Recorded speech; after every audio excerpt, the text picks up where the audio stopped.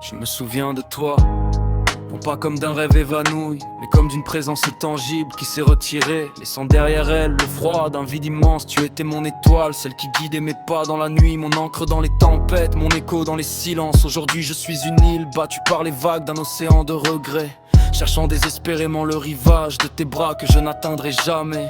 On dit que le temps guérit, mais il n'est qu'un bourreau lent qui arrange les ruines sans jamais les reconstruire. Chaque jour est une lutte silencieuse, une façade de force que je bâtis pour masquer l'effondrement intérieur.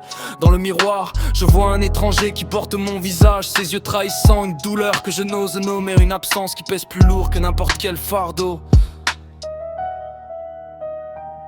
Combien de fois ai-je voulu crier, hurler ton nom à la face du ciel, mais les mots s'échouent sur mes lèvres, prisonnier d'un orgueil blessé ou d'une peur ancestrale de déranger l'ordre des choses.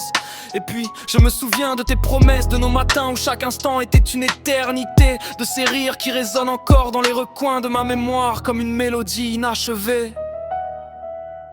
Tu es parti non pas par manque d'amour, mais peut-être par trop d'amour, par une peur de l'infini que nous partageons. Tu as choisi la sécurité, le chemin balisé, tandis que je restais sur le bord du vide à contempler l'abîme que tu avais créé.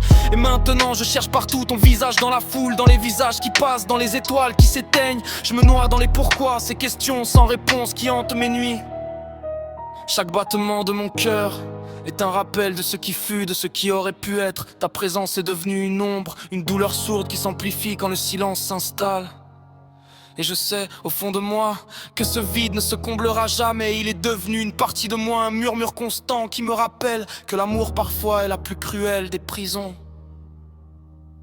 Je regarde le monde s'agiter, indifférent à ma peine. Les saisons changent, les gens s'aiment et s'oublient, mais mon cœur est figé dans l'instant où tu es parti. Et je me demande si, quelque part, tu penses à moi, à ces fragments de nous que nous avons laissés derrière, ou si tu as trouvé ton propre jardin, loin de ce mur invisible qui nous sépare désormais.